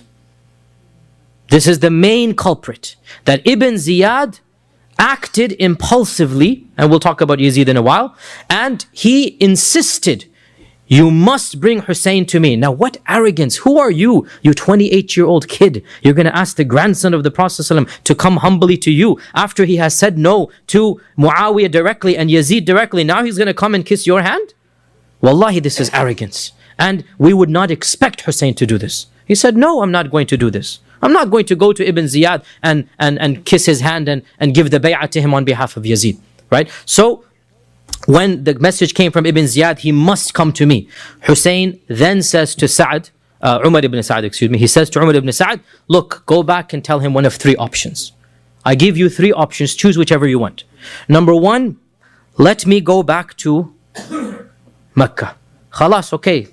I wasn't able to get the people of Kufa. Let me go back the way I was. Okay. Number two, if you refuse to do this, then take me to Yazid directly and I will speak to him directly. Now, this is actually a sign of bravery. And it's also a sign, by the way, and this is very key here, that Hussein felt more comfortable negotiating directly with Yazid than with this impetuous governor Ibn Ziyad. Because Hussein and Yazid have a history. They've known each other, not friends, right? But Hussein and Yazid have negotiated together. Hussein knows Yazid's stance, Yazid knows Hussein's stance. And Muawiyah, his father, had been very careful about making Hassan and Hussein irritated. That he was very respectful, he gave them stipend, whatever he could do to just basically give them some respect. And he told Yazid that be careful of Hussein and show him the utmost respect, make sure he never flips against you. So Yazid, Hussein actually said, let me go to him directly and I'll negotiate something. And if he had gone, we don't expect him to have compromised. He would have been firm, but it is our estimation that Yazid would never have killed Hussein directly. This is our estimation, right? And the books of history tend to prove this, as we will see. This is the second option. Then there's the third option. If you refuse this or that, then send me into exile into one of the faraway lands. If you're not going to let me live in Mecca or take me to Yazid, then khalas, let me be. Okay, you have won and I will just worship Allah in some faraway land, right?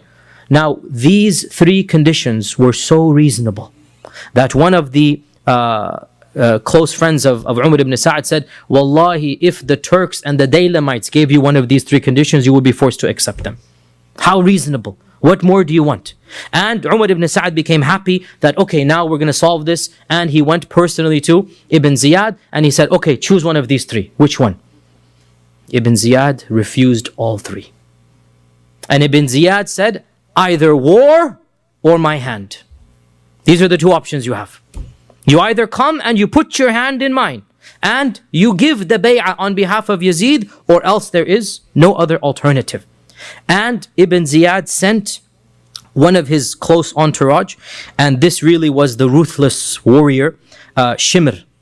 Shimr is his name, that he sent. Shimr ibn Dhil Jawshan was his name. Shimr ibn Dhil Jawshan, and this really, the way that history portrays him, and wallahi every right to do so, as being the barbaric, cruel warrior that he was, bloodthirsty, and we have no reason to doubt this. This is the way he was. That he sends Shimr to basically become the shadow of Umar ibn Sa'd, because Umar ibn Sa'd seems to have a soft spot. Right? So he sends Shibr to basically monitor Umar ibn Sa'd. And he sends Shimr that these are the two conditions he had, two options. You either come to me humbly and put your hand in mine, or else there is war. And by the time Shimr comes, this is the 9th of Muharram. The 9th, so for 6 days, 5.5 days, back and forth. Finally, on the 9th of Muharram, Shimr comes and says, you either come to Ibn Ziyad, or else tomorrow there will be war, right? And there was a lot of tension. And many of the people on the side of Umar ibn Sa'd either abandoned the army of Yazid or the army of Ibn Ziyad, and a small group of them actually defected over to the side of Hussein.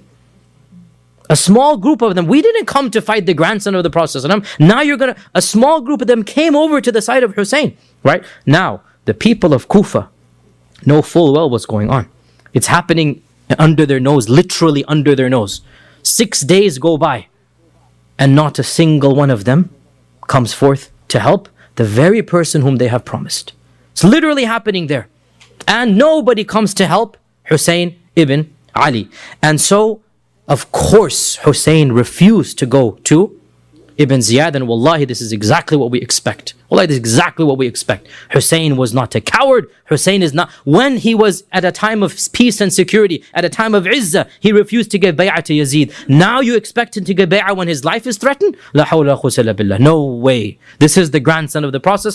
If you're going to kill him, you're going to kill him with dignity and karama. And there's no doubt that he chose the braver of the two options. Now that he's trapped, his back is to a wall, he's not going to go begging for his life in the hand of this young impetuous governor, and so he refuses. And he says, be as it may, I am not going to go give bay'ah to Ibn Ziyad on behalf of Yazid. And so it came to pass on the morning of the 10th of Muharram of 61 Hijrah that a cruel and pitiless battle took place. On the one hand, you have barely 60, 70 men. And on the other hand, you have 3,000-4,000 people. On the one hand, you have the grandson of the Prophet Muhammad sallallahu alaihi wasallam. And on the other hand, you have a bunch of rebels and army generals and whatnot.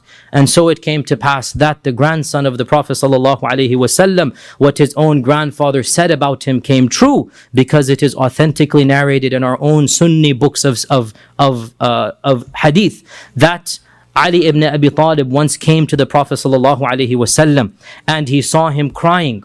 And he said, "Ma yubkika ya Rasulullah, why are you crying, O Messenger of Allah?" Tears are coming out of his eyes. Why are your tears coming out of your eyes? So he said, and this hadith is in Muslim Imam Ahmad and in Tabarani, it is authentic. He said, Jibreel just came to me and he told me that my own ummah shall kill Hussein next to the Euphrates River. And he brought me some of that sand where he will be killed. And this is what has made me cry. And the narrator of the hadith said that, and we knew that that sand, we later knew that the sand was the sand of Karbala. And so the army zoomed in on the camp, the entourage, and there was no warriors or fighters here. These are just a small group of men, most of whom are Ahlul Bayt. And Hussein in the beginning was protected by the Ahlul Bayt and they fought on his behalf, but one by one as they were killed, and Hussein is left standing. And in the very final act, Hussein kept on charging on. And who amongst them would dare come forth and raise a sword against the grandson of the Prophet sallallahu alaihi wasallam? And so everybody was just trying to avoid his own sword, Hussein's sword. Who's going to raise his hand? Until it was that infamous, that evil, that brute, it was Shimr ibn Abi Jawshan that gave the commands to attack. And Shimr led a small group of 3 or 4 people, along with the person they say who actually dealt the actual final blow. His name is Sinan ibn Anas, somebody in the books of history, Sinan ibn Anas, who gave him the final death blow. And as a final act of brutality, Shimr and Sinan, they cut off the head of Hussein ibn Ali ibn Abi Talib, and they sent it to Ibn Ziyad on a plate as a gift. La hawla wa la quwwata illa billah. And Ibn Ziyad, when he got this plate with the head, and this is the first time in Islamic history such a barbaric jahili act was done. This is the first time ever this was done, and it shows you the mentality of the people who did this. And when Ibn Ziyad got this head on a plate, he took a stick and he began poking the head of Hussein and saying things, vulgar things. And Anas ibn Malik was there in Kufa at the time. He was an old man, Anas ibn Malik, the famous Sahabi. And he could not stand this. And he stood up in the gathering and he said, Wallahi, I saw the Prophet ﷺ kiss those very lips that you are now hitting with this stick. La hawla la quwwata illa billah. And he said that nobody resembled the Prophet ﷺ more than Hussein. And Wallahi, our hearts cry for Hussein. And Wallahi, we are the Shia of Hussein, the real Shia of Hussein. And Wallahi, I swear by Allah that if we had been there, we would hope to Allah that we would defend the grandson of the Prophet ﷺ against anybody who dares raise his hand against him. Wallahi, we are the true Shia of Hussein. And those who killed Hussein, they will have to answer to Allah for one of the worst murders committed. This child that the Prophet ﷺ played with, and he put him on his back, and he kissed him all over, and now his head is on a plate, and Ibn Ziyad is poking it. Anas ibn Malik could not stand this, and he said, this very lips that you are making fun of and you are poking, I saw the Prophet ﷺ kiss those very lips. And he said that Hussein resembled the Prophet ﷺ most in his manners. And there are some reports as well that Ibn Ziyad sent it to Yazid, but these reports seem to be a confusion. It was not Yazid who poked the face of Hussein, it was Ibn Ziyad.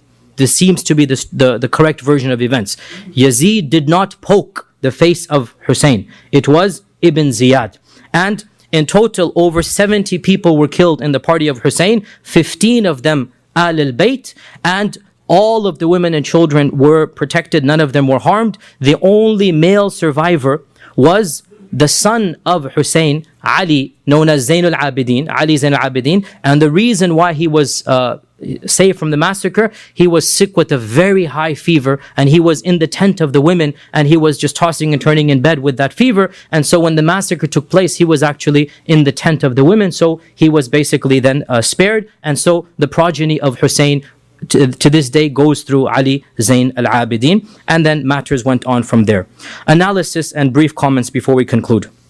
What are some of the effects of this massacre? Many effects. Most importantly, 4 years after the death of Hussein, 65 Hijrah, the people of Kufa, who call themselves Shia to Ali, this is the origin of the term, Shia to Ali, we are the party of Ali. They kept on feeling guilty for what they had done. And in the 65th year of the Hijrah, on the 10th of Muharram, a group emerged from amongst them who called themselves the Tawwabun, were sorry, the repenters. And they made it their duty to extract vengeance on those who had killed Hussein. And they said they're going to kill everybody who participated in the massacre of Hussein. And on their way to Syria to kill Ibn Ziyad, they passed by Karbala. And of course, the body of Hussein is most likely buried in Karbala. And they spent the whole night lamenting and crying and singing poetry and beating themselves. Why? For having failed to protect Hussein when Hussein needed their help.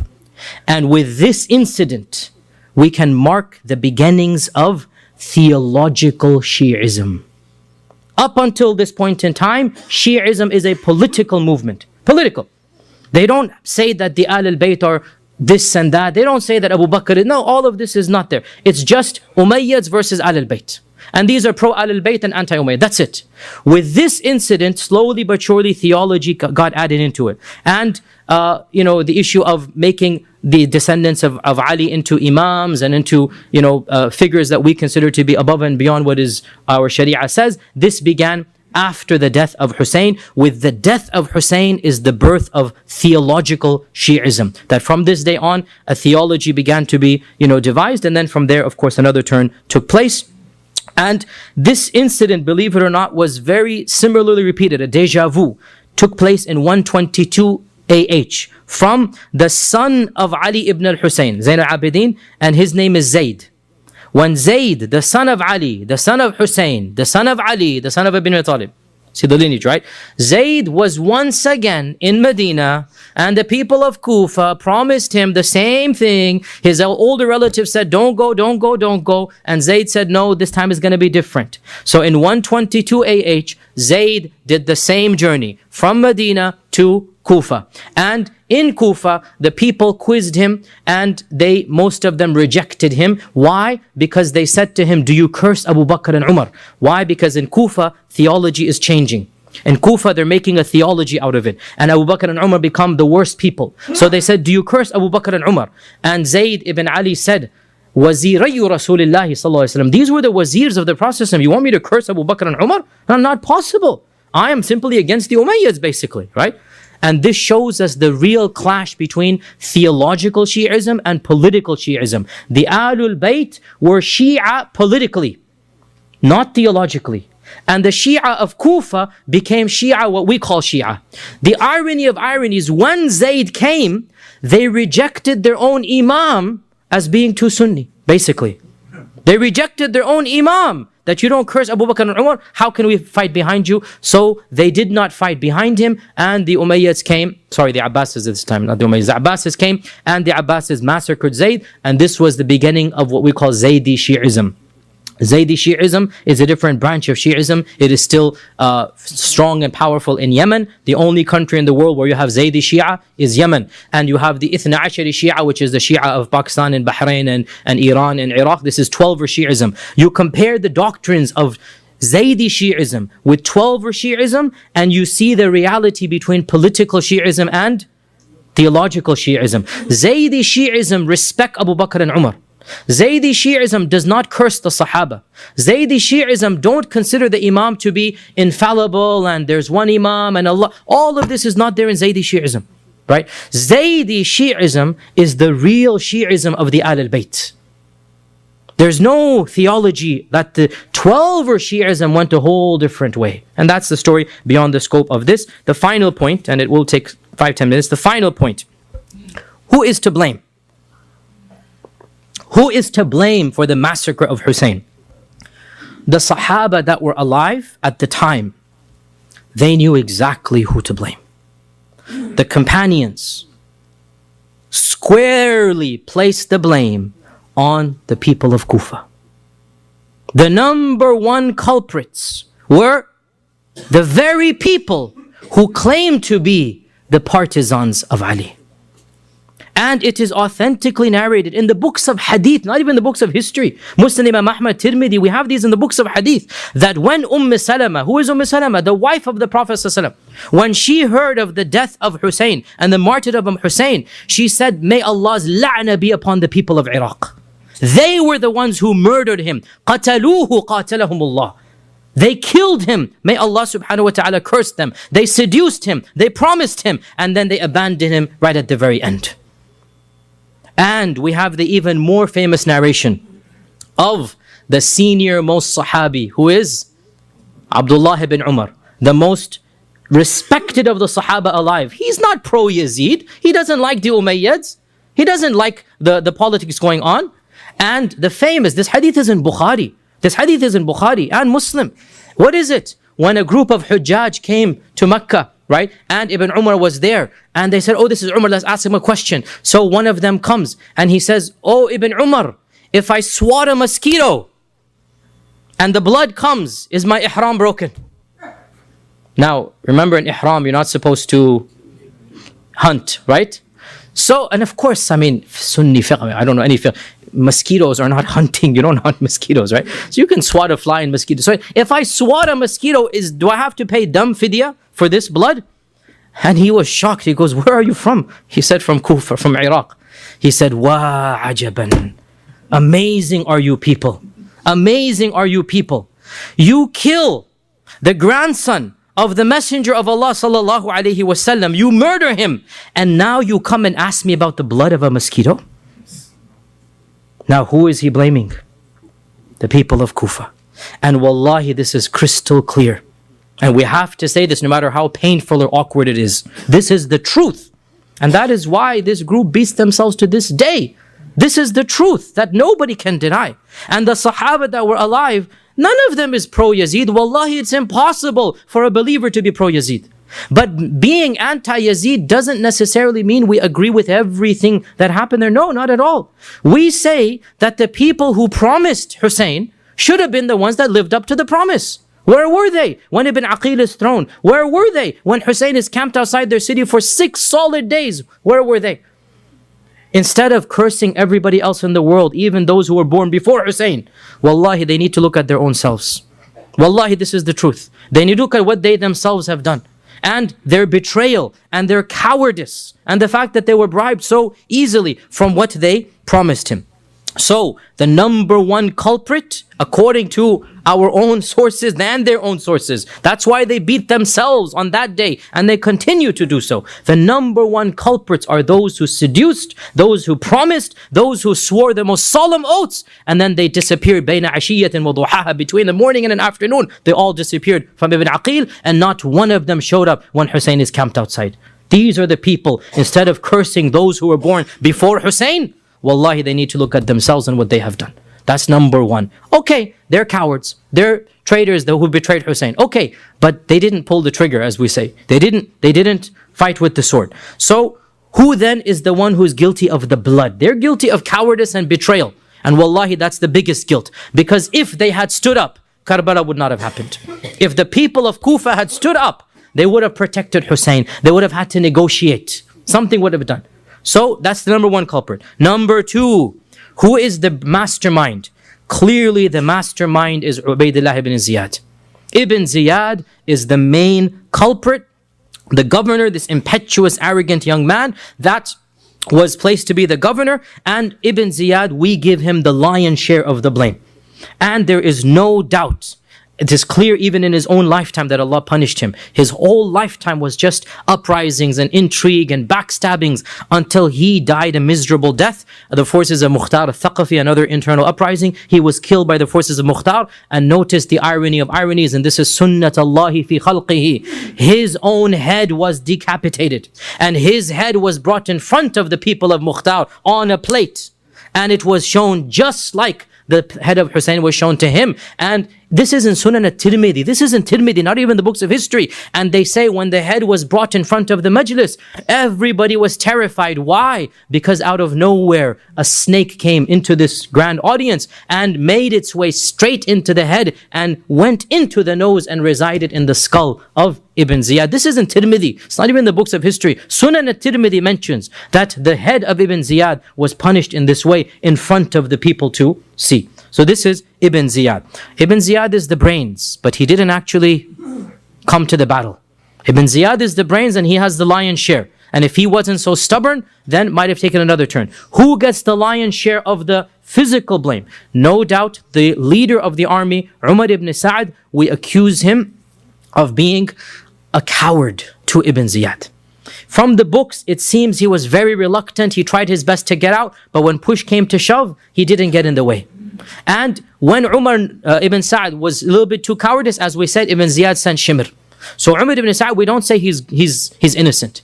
He could have done something, but whatever got in the way, and he didn't really get between them. So there is some share on him. But when it comes to the actual sword and the blood on the sword, there is no doubt that it is Shimr ibn Dhil Jawshan, Shimr, and then they say Anas ibn Sinan is one of his thugs as well that was with him. These were the two people that really, and along with 3-4 other people that are mentioned, some of them by name, but it was Shimr who charged forth, the first person to raise his sword and go towards Ibn Rasulullah. Everybody else was respectful. Everybody else, who's going to raise the sword against Hussein, right? It was Shimr who did that and charged, and when he charged, his 3-4 thugs basically charged with him, and him along with Anas and the 2-3, they're the ones who killed him. So all of these are guilty. Okay, we went down.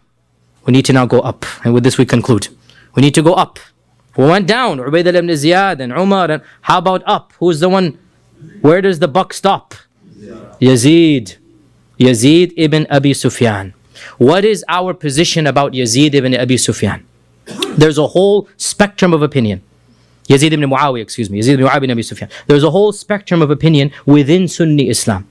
And there's not one unanimous consensus within Sunni Islam. You have those within Sunni Islam who curse him by name and call him a kafir. And they say he is the worst person to ever have existed.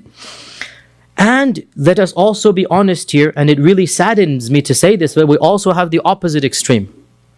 We have those to this day, they make every excuse for Yazid. And they make him out to be a righteous man, who circumstances were beyond his control. And they try to exonerate him from every single crime that he is accused of. And wallahi, this is bordering on the fitna called Nasibism. This is beyond the scope of this class, but this is ridiculous. You're going to say Yazid was innocent? The buck stops there. Yazid was in charge. Yazid was the boss. Yazid sent Ibn Ziyad. We cannot overlook this fact. Now, therefore, in my humble opinion, and this is the position of Ibn Hajar and Al-Dhahabi and Ibn Kathir and Ibn Taymiyyah, this is the standard moderate Sunni position. This is what I believe as well. I believe, it's up to you to take your own position, and I'm following here Ibn Hajar and the majority of scholars, that Yazid takes a share of the blame, but he did not intend for Hussein to be killed. He sent the ruthless guy to be ruthless with anything less than actual murder. He didn't tell Ibn Ziyad to kill Hussein. But here's the flip side now. We're not exonerating him. When the death of Hussein came to him, he did not punish a single person for that. And had he really been that sorry and that angry, he would have made an example of Ibn Ziyad and Shimr and Sina. He would have done something. But he didn't lift a finger. And the fact of the matter, therefore, is that there is no doubt that Yazid takes a good share of the blame. And this is really what the majority of Sunni scholars said as well, that it is narrated in our books that when the news of Hussein's death reached Yazid, he said, I did not command you to kill him. I would have been content with the allegiance of Kufa and you could have left Hussein alone. You didn't have to force him into this, either this or that. As long as the Kufan people were not with him, that's all that I wanted, basically, right? And historically, this makes sense. Hussein was surrounded by Ibn Ziyad on the 3rd of Muharram, and he was killed on the 10th of Muharram, 7 days. It is impossible to get a message to Yazid and back from Kufa to Damascus. What is to be done? Impossible. There is no way Yazid could have known the details. There's no way Yazid could have had an input in what happened. But when he found out what happened, neither did he do anything. Ibn Taymiyyah says, Yazid did not order the killing of Hussein, nor did he show happiness on this. Even though he showed sadness, still he did not support Hussein, nor did he exact any revenge or punishments on those who killed Hussein. And this is historically true. That he said shouldn't have happened, I'm sorry. He said it, I'm sorry. He expressed regret. But of what use is expression when the guilty culprits go away? And therefore, Imam Ahmad was asked about Yazid. His son asked him, Abdullah. His son said, Oh Abati, oh my dear father, are we supposed to love Yazid? Is it a part of our theology to love Yazid? Listen to Imam Ahmad's response. And does anybody with Iman love Yazid? This is Imam Ahmad ibn Hanbal. Does anybody with Iman love Yazid? So then his son flipped the question. He said, so should we curse him? So Imam Ahmad said, have you ever heard your father curse anybody by name? And so the message was clear. We don't love Yazid. But another person asked him, should we curse Yazid? And he said, it is not sunnah to curse people by name. We curse generically. We should say, Ala la'natullahi ala al-zalimin. So he said, he didn't defend Yazid. He said, curse generically. Ala la'natullahi ala al-zalimin. And leave it at that. And it is not of our methodology to curse people by name. Yazid, the fact of the matter, was a king, a politician, like other politicians. And the blood on his hand is no more or great in terms of quantity. In fact, it is less than the blood of many later kings. But what's the difference? The quality of blood. The fact of the matter is that these uprisings are a common motif of Umayyad and Abbasid times. And people after Yazid killed more than Yazid. But the people that Yazid killed are not your average people. They were the grandson of the Prophet ﷺ. Ibn Taymiyyah says, we are just in this regard. We don't curse him. And he was like the other kings. He had good and he had bad. And in our religion, Allah will accept the good, and his affair with his Allah, he might be punished for the bad. We leave his affair to Allah subhanahu wa ta'ala, and we do not curse him by name. We may say, Ala la'natullahi ala al-zalimin. And we leave it at that. And a final point is that, no doubt we love Hussein, and we are saddened by his death. But our love for Hassan is greater than our love for Hussein. And the ahadith about Hassan are more than the ahadith about Hussein. And it is authentically narrated in Bukhari that once the Prophet was giving a khutbah and Hassan walked in and he tripped and he fell down. And the Prophet stopped the khutbah and came down and picked Hassan up, and he kissed him on the mimbar. And he said that I could not bear to see my son fall down. And then he said, Inna bani hadha sayyid. This son of mine shall be a true leader. Even if Muawiyah doesn't consider him a leader, the world considers him a leader. He is the Sayyid over and above Muawiyah. This is something we have no doubt about. This son of mine is the Sayyid. And perhaps Allah will bring reconciliation between two large groups of Muslims through him. Hassan was the better of the two men. Again, Muawiyah meaning, Hassan and Muawiyah. Hassan was the one who stood up and said, no more bloodshed. You want the power? Take it. I'll retire. I don't want Muslims to be killed. This was maturity. This was Iman and wisdom. And Hussein had Iman, but the wisdom of Hassan was more than Hussein. And this is what we believe, that Hassan had the more wise methodology, and Hussein, no doubt, was a brave man, and he did what he did. And Allah Azza wa Jal will accept from him his martyrdom, inshaAllah ta'ala. To conclude, the tragedy of Karbala is a great tragedy. Our hearts bleed for the death of Hussein. But the tragedy of Karbala is a historical tragedy, not a theological one. The fact of the matter is that the murder and assassination of Uthman ibn Affan caused more harms to the ummah, and more doors of fitna were opened up than the murder and assassination of Hussein ibn Ali. And our love for the Ahlul Bayt does not cause us to go to the two extremes. We are between the two extremes. We love them for the love of Allah subhanahu wa ta'ala, and we are angry at all those who oppose them. And we say to those who abandon him at the very last hour, you are the primary culprits in the death of Hussein. Don't curse Abu Bakr, don't curse Umar, don't curse Uthman. You were the people who abandoned the very person whom you promised to help. You have the lion's share of the blame, and therefore this is something that we clearly and firmly believe. And I conclude by saying that we are the true followers of Ahlul Bayt. We are the true lovers of Ahlul Bayt. We are the true Shia of Ali ibn Abi Talib. We go between the two extremes, and we pray that Allah subhanahu wa ta'ala exalts their ranks and causes them to enter Jannah, and causes us to be along with them in Jannah. اللهم صل على محمد وعلى آل محمد كما صليت على إبراهيم وعلى آل إبراهيم إنك حميد مجيد. And with this, my dear brothers and sisters, the fact of the matter is, wallahi, I've gone way beyond what I need to. We need to break in 5 minutes, so I will just take 2 questions inshaAllah ta'ala, and then we need to break. I do apologize, but we are late and we also have to pray Asr. We are late for Asr. So just 2 questions. The first question we have, that what happened to the head of Hussein? What happened to the head of Hussein? So the head of Hussein, there's a whole treatise written by Ibn Taymiyyah called the treatise on the head of Hussein. And what appears to be the case, inshallah ta'ala, is that the head of Hussein was sent to Yazid wrapped in a silk cloth. He did not dishonor it, and he handed it to the family of Hussein, and the family of Hussein took it to Medina, and they buried it in Baqi' al-Gharqad next to the body of Hassan. So the body of Hassan and the head of Hussein, they are buried in Medina. This is what seems to be the strongest opinion, and Allah subhanahu wa ta'ala knows best.